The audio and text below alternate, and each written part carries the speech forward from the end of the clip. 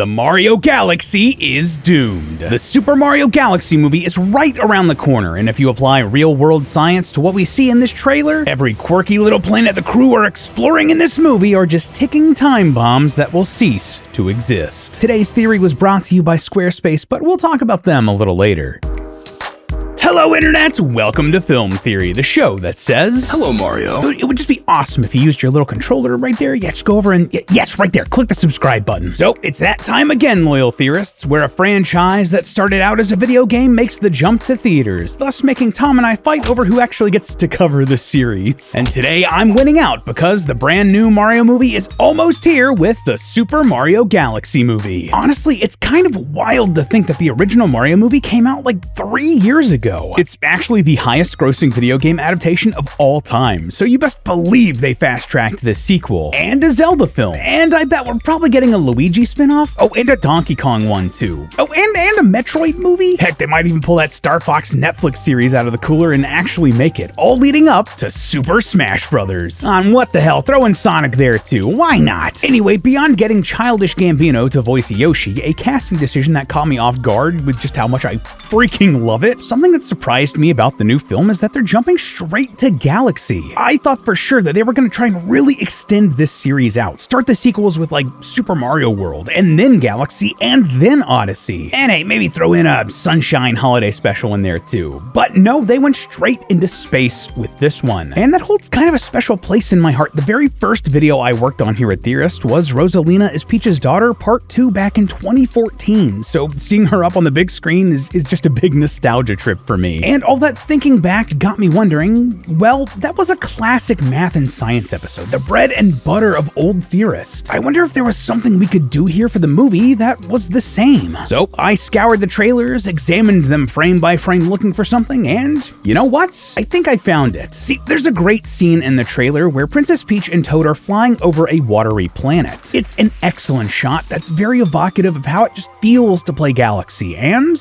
well, my theorist brain does what theorist brains do and notice just how gosh dang small this planet actually is. Yeah, if you weren't aware, I'm a bit of a space nerd. I love learning about astrophysics, and let me tell you, a planet this small should not work. But clearly, here, they do. Is that just video game cartoon logic? Yes, it is. But I wanted to see if there was a real way planets like this could exist. Could the universe we see in the Super Mario Galaxy movie, with all of its small planets that have gravity strong enough to hold water and people on top of them, actually exist? And if they can, well, what would the repercussions of that actually be? Well, loyal theorists, let me tell you, what I found is absolutely out of this world. And if the math is right, well, this planet here in Super Mario Galaxy will eventually fall apart. Yeah, the Super Mario Galaxy is doomed, my friends, all thanks to the science of space. So grab your hat and twirl your mustache, loyal theorists, as we jump into it. Okay, there are a lot of planets in this movie, so for our first course of action, we're going to want to narrow down what we actually are going to talk about so this doesn't get too complicated. And for us today, we're going to be looking at this watery planet that Peach and Toad fly over in the trailer. Why? Well, that'll become clear in a second. But while this shot looks awesome, what we really want to know is how exactly this planet could possibly work. There are a lot of factors we're going to need to consider here, but for now, let's just focus on the question, what would this planet even need to keep this water on the surface? And that is a matter of the planet's surface gravity, or how much force is pulling down on the water towards the planet's core. If the planet doesn't have enough gravity, it couldn't possibly keep all of this water together. It would just float out into space. Thankfully, there is a simple formula to find it, but this can't work because this requires knowing the planet's mass. That's an issue because, well, we literally have no way of finding that information, so we're gonna need to get a little bit creative. And thankfully, there are alternatives. We can also test something's surface gravity by using something called kinematics. Now, you might think this sounds like an outdated workout routine, but this is actually the study of how objects move. And instead of weighing something to figure out its mass, we can instead drop an object from a known height and then measure how long it takes to hit the ground. From that time and distance, kinematics lets us work backwards to find the acceleration due to gravity on the surface of the planet. Now, at this point, you might be thinking, Lee, how the heck are you gonna test the gravity here? Wouldn't you need to be on this planet to do that? How are we gonna get that for a cartoon world we see for less than 5 seconds in a movie trailer? And well, my intelligence audience member, that is a great question. But remember, this is a movie based on a game, and this planet was taken directly from the Super Mario Galaxy video game in the level called Drip Drop Galaxy. And that means we can use the video game counterpart as our stand-in here. Yeah, we're going classic game theory here, folks, so break out those pixel rulers. To find this answer, we're going to need to use this equation, where h is how far Mario falls, t is the time it takes him to fall, and g is our gravity. If we rearrange that to find for gravity, the equation would instead look like this. First off, we need to know how far Mario is falling, meaning that we are going to need some sort of measuring stick. Thankfully, Mario has a cannon height of 5 foot 1 inches or 155 centimeters, so we can use him as our measuring stick. See, I told you this was going to be classic game theory style. Measuring Mario's jump height, we find that he's just shy of 3 times his regular height, so 14 feet and 11.8 inches or 456.73 centimeters. My guy has ups. But that isn't exactly the number we need, because the distance from Mario's foot to the ground is 301.67 centimeters or 9 feet and 10.7 inches. Anyway, that's our height measurement, so now all we need is the time. His total air time is 800 milliseconds, and since it takes him the same time to go up as it does down here, that means it takes Mario 400 milliseconds to fall. Just to be clear, the footage you're seeing wasn't captured on Drip Drop Galaxy, we just recorded it here to get the best footage for the measurements. We did go back and test it on multiple planets, including Drip Drop though, just to make sure it was all the same, and it's consistent everywhere we tested. Oh man, this is a lot of wild space math going on. I feel like I need somewhere to get this all like straight and collected, which I can get thanks to the sponsor for today's theory, Squarespace. If you somehow don't know, Squarespace is an all-in-one website builder that can help you create beautiful websites all in one place. Do you run a small business or just want a place to collect all of your sick Super Mario fan art? Well, Squarespace helps you build a home for all of it online with their incredibly customizable website design. It even has built-in services that help you with your business, giving you everything you need to offer services, get paid, schedule appointments, and even send out emails. Let's just say that people are going to be begging you to draw their Super Mario OCs. And trust me, it's going to be super easy to stand out thanks to all the Squarespace's cutting-edge design tools. Using their website builder, you can start with one of their award-winning templates and then switch them up with their drag-and-drop editing to get a fully custom website exactly how you want. Squarespace domains also means you can easily find a name for your website all in one place with an all-inclusive price. You're not going to be surprised by a bill here, and each Squarespace domain has security and privacy tools, meaning that it's protected. It's basically like having a super mushroom power-up. So if you want to start building your website today, go to squarespace.com for your free trial right now. And then when you're ready to launch, you can go to squarespace.com/filmtheory to get 10% off your first purchase of a website or domain. Thanks again to Squarespace for sponsoring today's theory, but let's blast back off into the Super Mario Galaxy. Okay, now that we have that, plugging in our numbers leaves us with Drip Drop Galaxy having a surface gravity of,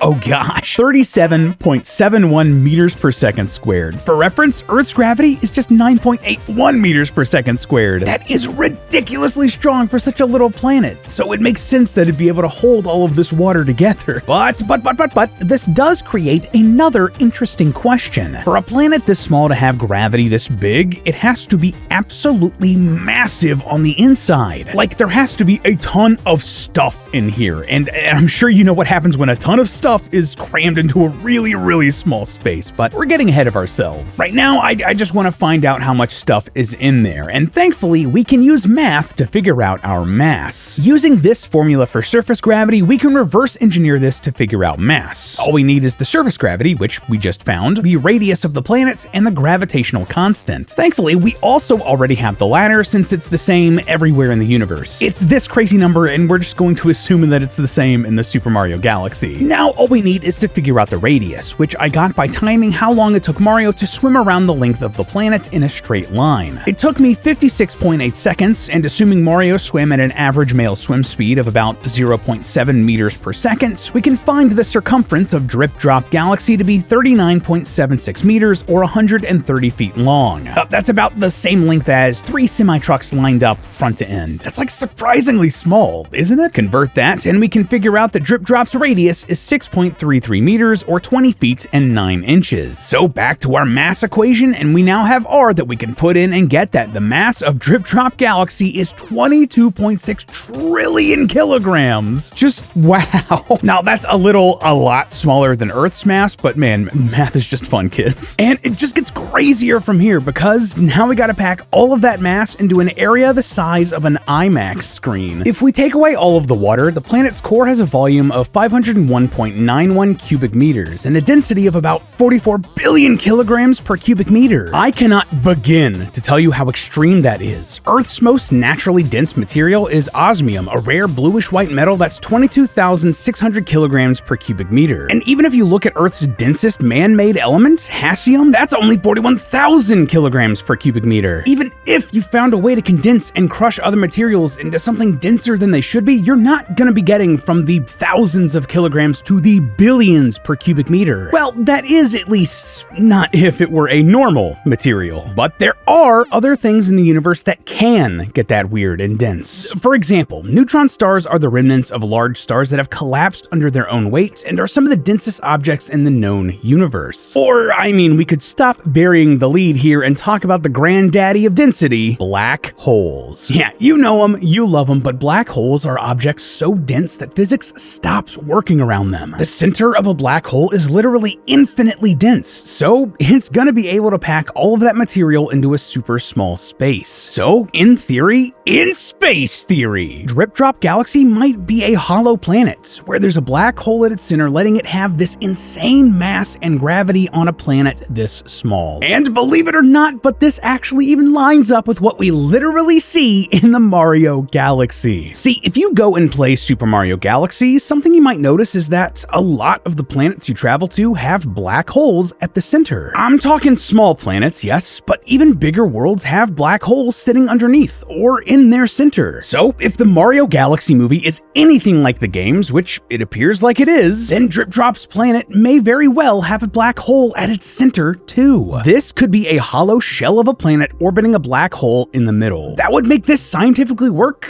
and would mean that Nintendo did think this through. And honestly, that would be really cool. It's a super sci-fi idea that just tickles my brain in all the right ways. And just because we go above and beyond here at Theorists, we actually figured out how big this black hole would have to be. Using this crazy formula called the Schwarzschild radius, named after physicist Carl Schwarzschild, who has a very Mario-inspired mustache, I must say, we can plug in all of the numbers we know about this black hole and figure out that it's 3.34 times 10 to the negative 14 meters, or 33.4 femtometers big. If that means nothing to you, fair. I mean, that's fair. 1 femtometer is about the size of a proton, so not exactly an everyday measuring number, but it's cool that we found it. And yet, well, as you might imagine, this might also cause more problems than it solves. Why? Because any planet relying on the gravity of a black hole is eventually doomed to die. Let me explain. See, though black holes are powerful parts of the cosmos, they aren't invincible and they aren't immortal. Eventually, just like everything else, they too will die, thanks to a concept called Hawking radiation. If you don't know, Hawking radiation is the theory that, because of just the enormous density of a black hole being crammed into such a small space, the energy that black hole has is slowly leaking away through heat. Anytime it does this, it loses just an itty-bitty little bit of its mass, which means that over time, the mass of a black hole will slowly get smaller and smaller until it ceases to exist. And, well,